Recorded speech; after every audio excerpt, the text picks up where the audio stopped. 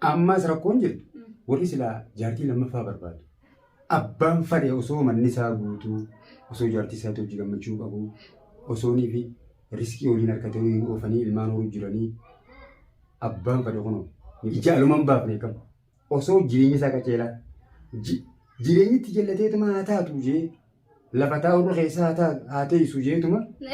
Assalaamu alaikum warahmatullahi wabarakaatuh. Kabajamtoota hordoftoota kiyya akkam jirtan nagayaa fayyaadha jirtanii baga jiraattan jiruun gaarii warri waaqeffataa kan kiristaanaa kan muslimaa hundi keessan fayyanaa qabdu jirra alhamdulillah as geenye eegaa walitti deebine irraas eegaa hordoftootaa fi kabajamtoota kiyya maaliin dhuftee jechuun keessan hin oolamu manni itti argamu kun mana fahaami yookaan darrishaatuun beektan jeetii yaadaa achittiin argamaa bakkaan itti qaadimoota lamaan qaadimadhee amma dura taan isiniin dhiyeessine takka isiniin dhiyeesseen ture faayoo isii wajjin waliin dhidhiyaachaa jirra. Qaadimaan tiyya garuu ta'isinaa filtan ibsitu. Anillee margaa ibsitu maan fadhaa garaa keessatti. Isii tanaa yeroo hedduun arkannee jeetiin dhugumaan isinitti hima. Tajee malee isii saniin fadhaanillee. Akkasii waan isiin jettus waan haaree isiniif dhageessisa. Wanni biraa ka jiru faayoon piraankii takka hojjetteeti faamii wajjiin nagaafattee akkaan dhufetti darrishaan mana jirtu manarraa baatee ja'anii waan kanaa sangamta akka dhugaadhaa qorachuufin deema. Mee ibsitu qaadima ta'e yaameetiin waan isin jettu waa hedduu takka naasoo isinirraa dhiyeessa isiidhaan yaamaa. Warreen chaayinaala kiyyaaf haaree taatan akkuma gaseentanitti laayikii irraa heddummeessa. Kun diidanfaa godha haasa kun soddomfaa. Akka nama laaltan sani maaliif sabiskiraayib hin goone? Warra sabiskiraayib godhuun warra nu laaluu irra hedduu. Warri laaltan hundi biran kutina. Laayik, sabiskiraayib, sheer godhuun humaa isin godhuu bara. Sakandii waa xiqqoo isin fudhata. Egaa har'a isii hammadheetiin waan isin jetturraa bara waa hedduun isii haasa'isuuf deema. Qaadimaatii keessanii tarii sinnaa filtan sanii hanga xumuraatti. Ibsitu kootu koo gutak seeni koo alo sare Nagia. jirtu Fayya. fayyaa Nagia hadi. jirta. Fayya alhamdulillah. Eegaa hordoftootaa fi kabajamtoota akkumaan isiniin jee kunoo ibsituu yaammaddee laalaa ibsituun tanaaf filtan sanii yoo dheerinaa isaan turre dheertu garuu waan isii tanarraa jaalattan waan beeyni ga'an uummannis filatee jira. Akkasiisa. Filatamtee jirta. Maashaallah. Mee osoo haasawuu keenyatti seenneen dura wayiin si gaafachuu qabda waan takka takka. Wayiin dhadhagayaa jira. Daraartuun mana dhiiftee deemtee ja'an. Isaan mana hin jiran. Amma kun si argu suma qofaa jiran. Mee maaltu jira waan haaree? Anillee yeroo saniif baankii san gubaan qabaa. Garuu an gisee yeroo saniif bakka dalagaattiin kutee hogguunii fi dhufumanni hundi qullaadha. Hogguunii fi warra ollaa kana gaafadhu. Eessa kutan bara kana faayoo fi faamiin baankii dalaganiiti. Daraartuullee sababa sanii aartee kuttee faayoollee nagarree faamiilleen mucaa qabatee kutee naan jenna. Yeroo sanii hara isaan kutan hararraa deeman haratti kutan ani silaarraa barbaadumatti hin jira harkachuu hin dandeenye dawwaadhaan illee barbaadutti hin jira waliin qunnamne inshaallah bakka khayriitti isaan illee rabbi isaan haa qabu walumaan hubannee walumaan barbaannaa siin jaha. Duuba mucaarra darbitee deemte? Mucaa daraartuun dhiistee kuttee jedhan daraartuun tun nuuf obboleetii ta'e. Anillee namni yeroo saniif dalagaadhaaf yeroo saniif biran jiru akkasitti faamii mucaa qabatee kutee naan jenna jechuudha guzeen warra ollaa kana gaafadhu. Mucaa fudhatee kuteen? Innis mucaa qabatee waayisii daraartu barbaadu kutee naan jenna. Ati waan irraa quba qabdu qabdu hangana malee? Hangana qofaan irraa quba qaba malee yeroo saniif ani dalagaadhaan jira hin jiru mana kana. Hojii jirtee jechuudha. Yeroo saniif garuu biraankii san qubaan qabanillee anillee qubaan qaba biraankiin akkanaa sirriillee miti taadhaan jeeni Atu. laa rakkoon qabu ati tunnaafeti qaadhimamne nama gaa filattoonni keenya keessaa nu filate keessaa jechaas fuudhuudha qabaa jeetiin anillee murteessee isiin tun akka naamusaan si eeggattuun fadhanilleen maaliif carraan isiinis na obboleetii anilleen obboleetii isiiti an akkanii fi isiillee hamtuun irra yaadamtu fadhu akka maqaallee ishii baduun barbaanne daraartuun tunillee obboleetii teenya guddoodha amma nuti biyyarraa kaanee eegas dhufnee amata meeqas keessa turree wal argachuu hin dandeenya jechuudha obboleetii teenya tanaan tidufoonaan malee. Amma waliin dhuftanii. Akkasitti eegale dhufnee hunoo dhiyoo tana si haamtee hunoo qaadhimootaan si agarii naan jettee nuun jettee siinillee jettee turte hayyee haa namni ati nu laalte nuuf ta'a daraartuu teenya harkas hin darbinu hin jeeni. Sandura waan hin jechuu fadhu. Faayoon na gaafatteeti biraankii san faayamii hojiin dalagaa waan akkanaa na hojii dalagi jee biraankii naa si godha naan jeetiin qubaan qabaa godhee biraa deeme natti himeeti biraankiidha naan jeetiin hayyama na gaafattee gooti isin saniifuu daraartuun ba'uun qabdu nin deebisa. Tanumaafuu walumaan barbaannee bakka isiin jirtu baafnee faamii fi faayootti illee dhugaa jirtu sanitti himnee akkasitti isaan kana waliin galchuu qabnaan siin jaa. Ilaalamma yoo rabbi jee inshaa Allah boru. Daraartuu ni amanna sittiin bilbila atillee ni dhufta wajjin haasawinee waan jiru gaafannaa rabbi nu halaafisu. Inshaa Allah. Akkas goona. Inshaa Allah. Amma ta'etti dabarra. Sababa isaan irratti illee filattoonni illee hogguun daddaga'uu haasa'u illee gizeen dhagayaan illee hogguun jala seenu ana sii filatanii haa ta'u waan tanarratti akkam jetta. Namnummaan kunis jaalachuun waan guddaadha haa. Gaa atiin tun qaadhimaatiyyaa. Beektaa akka ta'u. Ifiin beekee. Hordoftoonni kiyya hundi si filatanii hedduu si gammadanii bakka waan irraa taateef hin beekan. Faallaa keenya deemtee numaa horanaan jiru jira. Nu dhiifteeti isii dhiifteeti. Nama nuun taane qabattee dachee fa'aa horanaan jiru jira. Waa hedduu na dhufanii. Ati isaan si filachuu tana hangam takkatti gammada? Hedduu takkaan itti gammada hedduu takkaan Oromooti qaalii hunda isaanii musliimaa kiristaanaa hunda isaanii hedduu takkaan itti gammada baay'ee takkaan itti gammadanii isiniin jaaladha isinillee na jaaladhaadha maashaallah warruma akkanatti illee wajjin turu nu haa godhu naaf isa kanallee haa warra wajjin jaalala bareedduu fi kabajaa wajjin qabu rabbi nu haa godhu takkanaatiin isin jaalatamtootaa fi hordoftoota keenya. Galatoomii siin galateeffadhaa. Duubamma anilleen sumaan dura fadhaa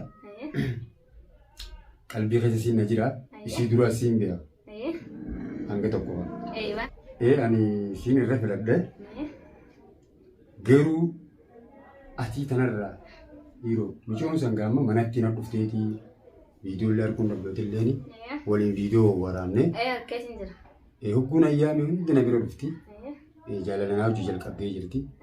Viidiyoodhaan ol baasee agarsiise garuu qalbiin si biraan jira sin harkadhu jeetiin isii wajjin eegalee an amma yooniifin qalbii takkaan guyyuu sirkadhe atis bakka dalagaa faa teessa bakka dalagaati yeroo hedduun galtuun dhagee silaamuu guyyaa irraa kan sirkadhu ta'e egaa jaalalti bishaan jala nanna qufeetiin jaalala si wajji biqilchee si wajjin itti fufee si wajjin xumuree nifaasi godhadhee haflaa sii godhee akka mul'atutti haruusu ajaa'ibaa sii godhee maxaamatti jechuudha. Maxaama yookaan hoteela janiin akka ajaa'ibaa sii galfachuun fadhaa. Gaanammaan kana fuudha akkanaa silaan fuudha bocola karaarra kana kaniin hidhadhu ta'ee arran fuune beekaatiin dhiisaa. Marxoon diimaa hidhatan diimaatuma namarraa buutii jiran. Zikka jettuun fuudhaa teettuuf hin taa'e malee sila akkanumatti akka ijoolleen maantanaatti karaarraa fuudhanii meeqaa godhatan ta'e arran fuune jechuudha. Bakka sana irratti anillee dhugaanii si jaaladha. Nabbaafteedde. Egaa ta'u. Galatoo. Anillee hedduu takkaan si jaaladha. Waaniin hisaaba haala si fadhu jecha. Beektaa namni maantanaa bultii itti seeneetuma yeruma sanii irraa bu'a. Ani fuula duraa bishaallaa karoorfannee waan takka bareedaa irra gahuu qabnaa waan takka haflaa keenyallee haflaa namaan addaa godhachuu qabnaa jedheetiin niyyaati jaheessa yaada. Sanirratti anillee wanniin dhibaayee akkana bakka dalagaa turuuf dalagaan ilmi namaa hundi dalagaadhaan nama ta'a. خلاص اللين أدوني في سجبينتين هدوت كان في سجارة دوني اللين في التين أمانتم ما قبا أتلين كنا جالة تجرو رب ما بيها نلبين كي ساجرو خرفيتو سماوا في ربي بيها لا لما ما سيتي أيوة hanga ati na jaalatu siif rabbii beeka hanga na si jaaladhus rabbii fi naaf beeka ati beekuu hin dandeessu. Yaalala cimtuu bareedduu khayriidhaan warra khayrii waliin dhufee riskiidhaan waliin guddatee horee waliin dulloomu waa godhu. Inshallah sanirratti namuma dhugaa jaalala walii cinqamee wal jaalatee walii dararameetu boodallee wal jabeeffata jeeti kan akkana mataa mammaru jiru malee si jibbeeti sin sayini atilleen giseen dhagoo hordoftoonni heetilleen ana siifilee ka dirqama waan hordoftoonni heejee godhu qabdan siin jaa. Niin godhaa ati akkaan godhu atiin na godhu amma asirratti waan takkatanii siin mari'atu jira.